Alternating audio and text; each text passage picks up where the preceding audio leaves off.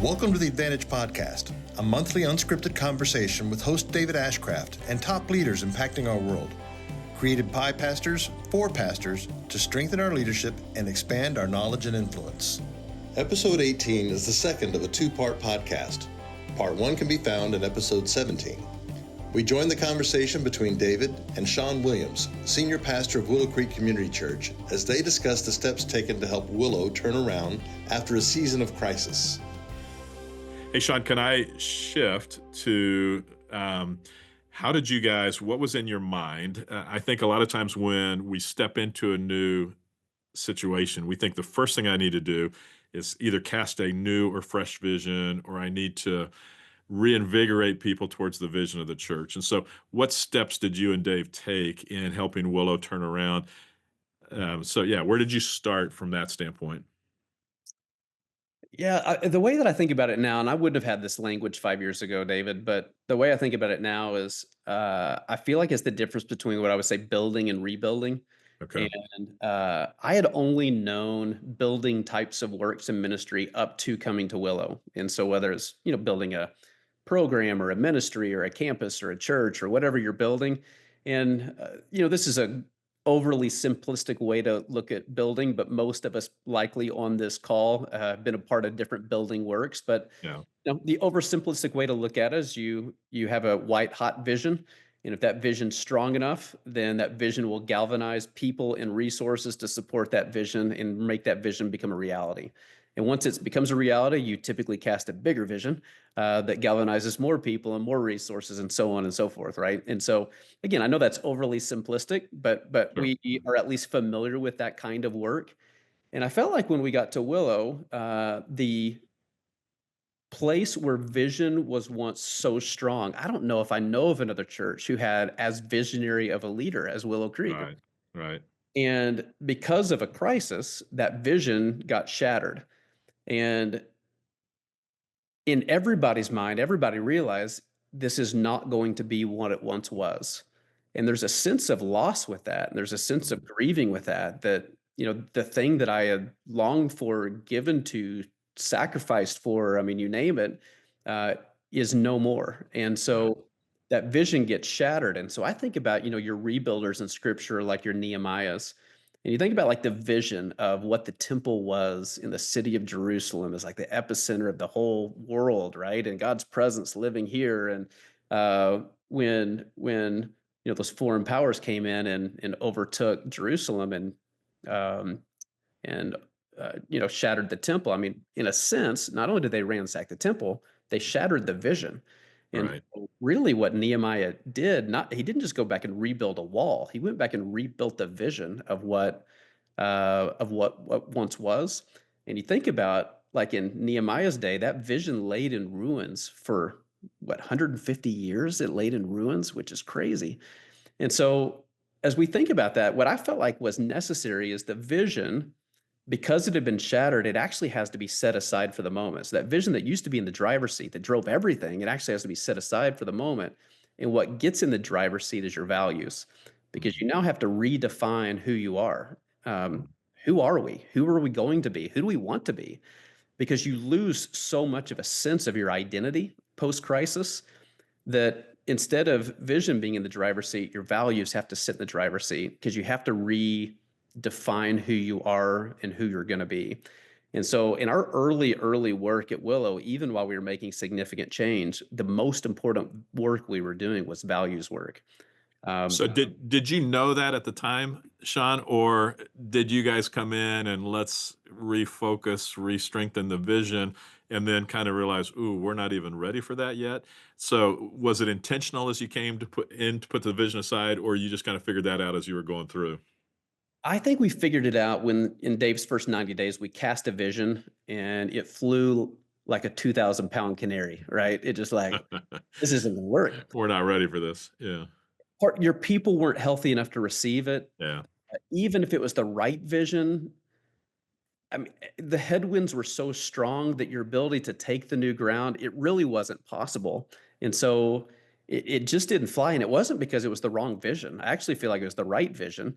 But we took that vision, we set it aside, and we had to be really clear with where we were going as leaders, because we were about to make a million different decisions related to that vision, but we weren't yet ready to receive it publicly and basically take the next hill. It's almost like I've never served in the armed forces, but I would imagine those who've actually been on the battlefield, and if they're in, a battlefield where they lose people on both sides, right? And their commander comes in and tells them to take the next hill. That might be the right next hill to take.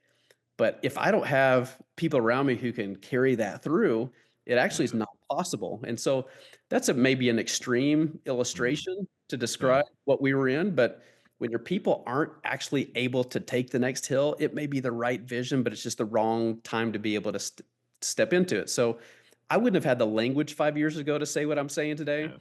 But in hindsight, you realize that's why we had to put vision aside and not let that be in the driver's seat. And it's why we prioritized really getting healthy again. And so it was all Yeah. about how do we get our people healthy again and how do we stable ourselves financially?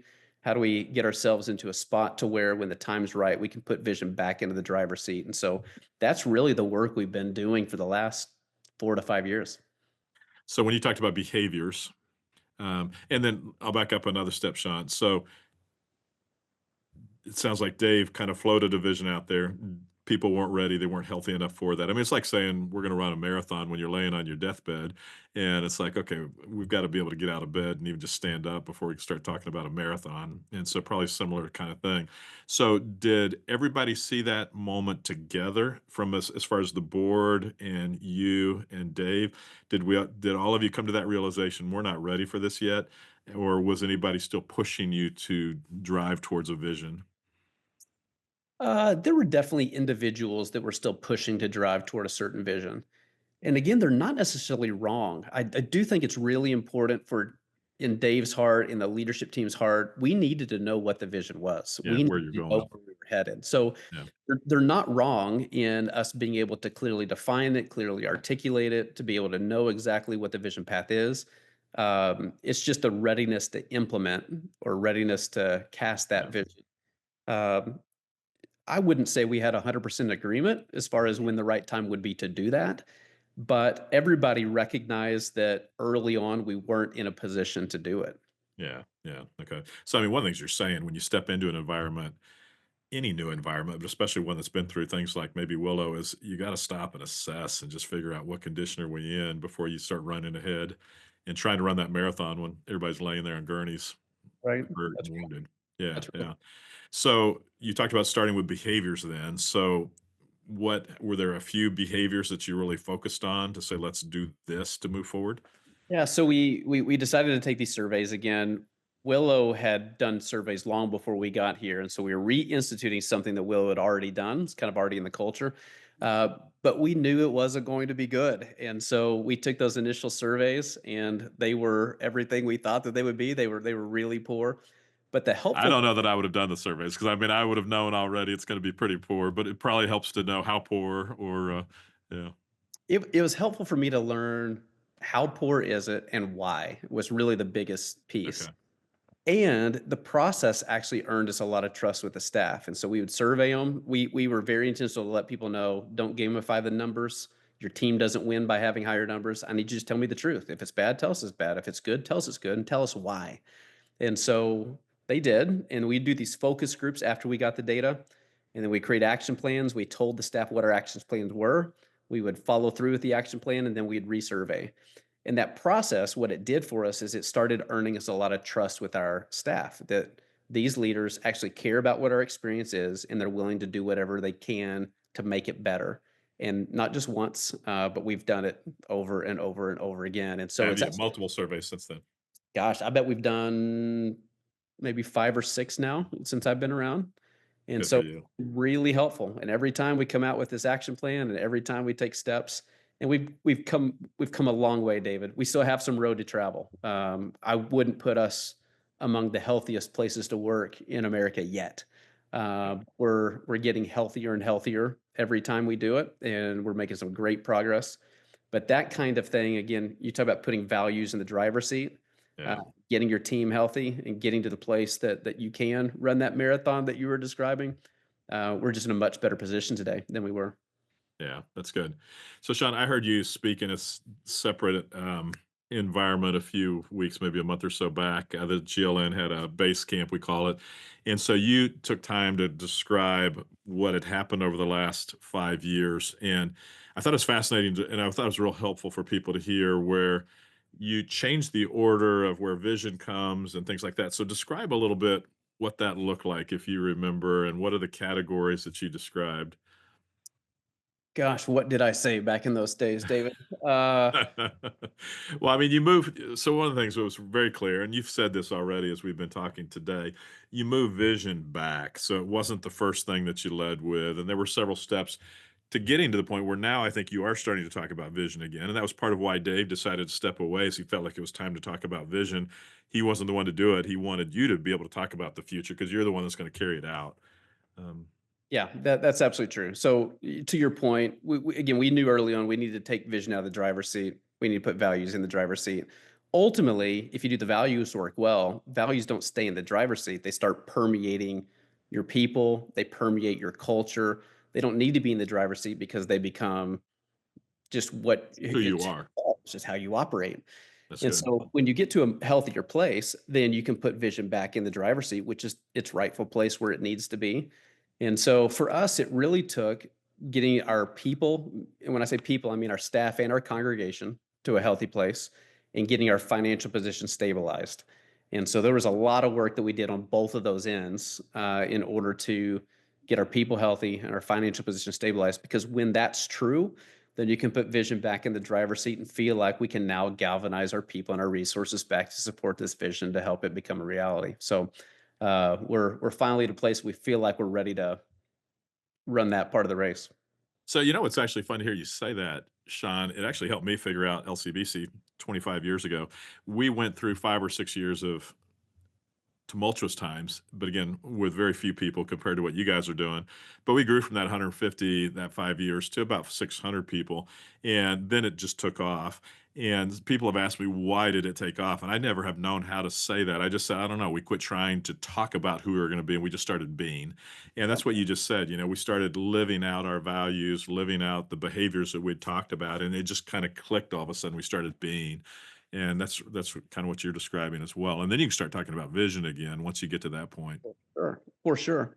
Yeah, I mean, I think our values when we created them, David, were very aspirational. Like every one of them was very aspirational. And over the course of time, with a lot of hard work and being very methodical in the process, the goal is you get to the place that you can cut any of us open or any of our ministries open, and we bleed our values. Yeah. Yeah. And they're just pervasive. You see them everywhere, and so that's more and more true of us. Again, I think there's always still a road to travel there, but it's Sure. more and Yeah. more true of us. And I would think the more unhealthy a church is or a group of people are, it's going to take longer to start bleeding those values, I would For assume. sure. And there's no magical number. Some may do it faster or slower. But yeah. For Yeah. sure. When I first started, David, somebody told me that it's going to take 5 to 7 years before you start seeing any kind of positive trends at Willow. And I thought, 5 to 7 years. I mean, what kind of inept leader will it take that long to do it? And now sitting at the 5 year marker, going, gosh, that was wisdom being shared 5 years ago that I don't know that I was ready to hear 5 years ago. Yeah. But at the 5 year mark, feeling like, okay, I feel like we're now finally at a place that we're healthy to stand and healthy to start running. So if somebody were to ask you, how's Willow doing now? And what's the congregation like? Would you say it's very different personality wise than it was 10 years ago? Yeah, I would imagine so. Again, I wasn't here 10 years ago to have the Yeah. comparison. I would imagine that's true. I think the way I think about it is we almost have two congregations in one. And one congregation is the group of people who've been around forever. And Willow, unlike any church I've ever been a part of, has literally hundreds and hundreds of people who've been here from the beginning. It's Yeah. unbelievable the number of It people who've is. been Yeah. around 40 plus years. And part of that is the level of sacrifice that group of people made in order Yeah. to see this church become a reality. And they are some of the most, I mean, generous, sacrificial. I mean, I love these people. They're amazing, amazing people.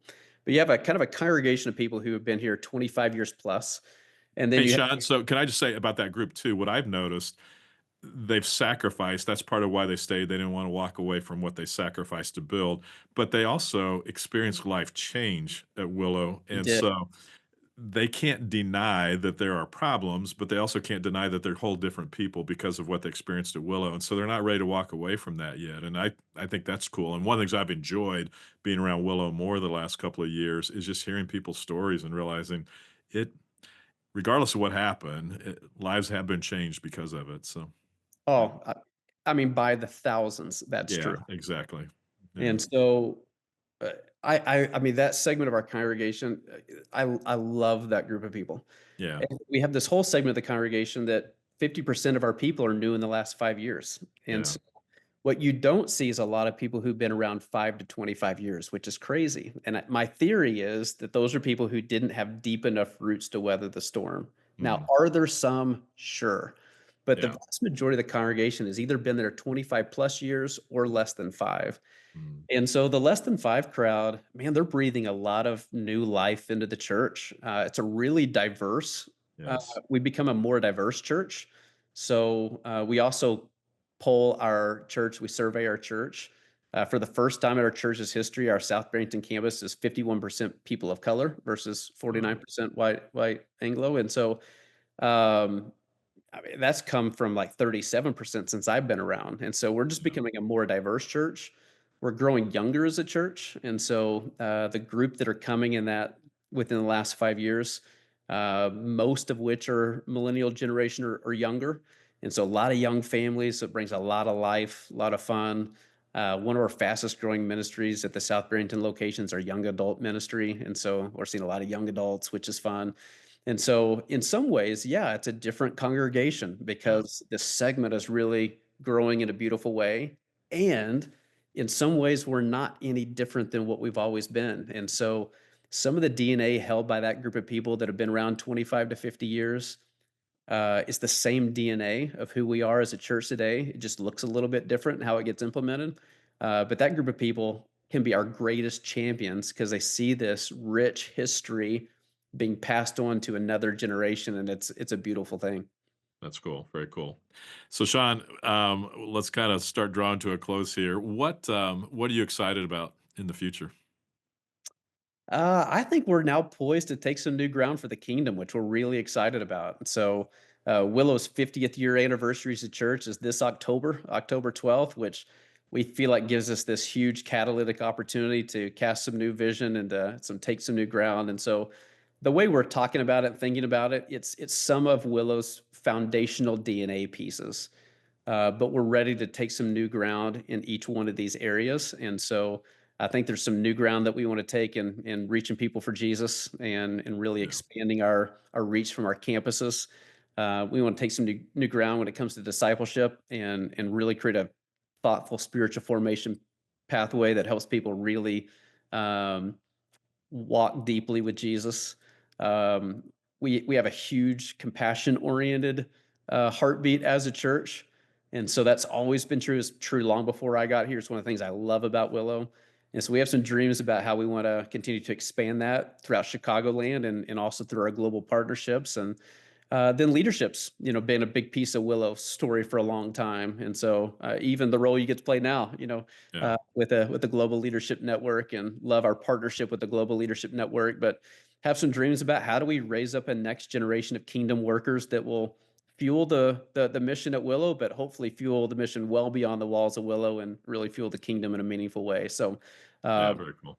our hope is to take some of the things that have been a part of our DNA for a long time and really expand them to new heights in the season ahead. Yeah, that's cool.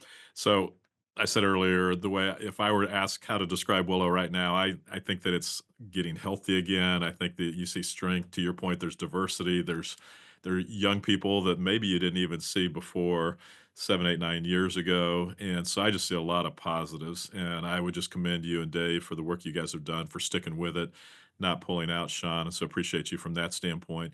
I think Dave did a couple of real cool things, even as I finish here. And part of why he stepped away when he did, if, at least as I understand it, was he wanted you to be able to cast the vision at the 50th anniversary. which it would have been real easy for him to say, you know what, I'll stay for the 50th and it'll be a big blowout and I get to be the center of that. But he was willing to turn that over to you. Are you preaching this Easter this year? Yeah. Which I think that's cool as well, because it would have been easy for him to say, I'll go out with one big bang at Easter, but he's giving you that opportunity. I know when I stepped away from LCBC, I wanted Jason to teach the Christmas. So I stepped away in November so that he could take Christmas. And I love Christmas. And it would have been fun to be there and hit record numbers that year and things like that. But it was like, nah, it's better for Jason to do that than me. And so stepping away in advance. So I commend Dave for doing that. And yeah. So thank you for taking time with us today. Excited for the future for you. If you were to ask pastors to pray for you, any specific way that would come to mind, or just for endurance and perseverance, or I appreciate that. We are in a transition season, right? And so it's a very healthy one, but I would treasure your prayers around that. I would ask you to pray for Dave and his family. Again, we commented a few different times. He's led so well and so faithfully. And even to your point, his decision of stepping out when he did was a very selfless one. yeah, And so I would treasure your prayers for Dave as he continues to take his next steps in what God's calling him to. And he doesn't see himself currently leaving Chicagoland, and likely will even stick around Willow, which would be amazing. But we're praying for him. And if you could just pray for us as a church as we yeah, make the transition, that we can remain healthy, that it might even be a momentum building time for us as a church, and yeah. then pray what's on the horizon for us. That's cool. I truly, truly believe that the church across the United States, but a church across the world is better when Willow's better. And so definitely we want to be praying for you and encouraging you guys. And yeah, excited where you're going to take things, Shawn. So thank you for taking so much time with us today. Appreciate it, and excited for you and Willow and the church in the future. I appreciate it, David. Always a great time. Thank you. Yeah, you're welcome. Thank you for listening to the Advantage Podcast with David Ashcraft, and for participating in our goal to strengthen and encourage pastors and their churches so more people are introduced to Jesus across Pennsylvania. If you found this helpful, feel free to pass it along. To find out more about the work of The Advantage, visit our website at theadvantage.org.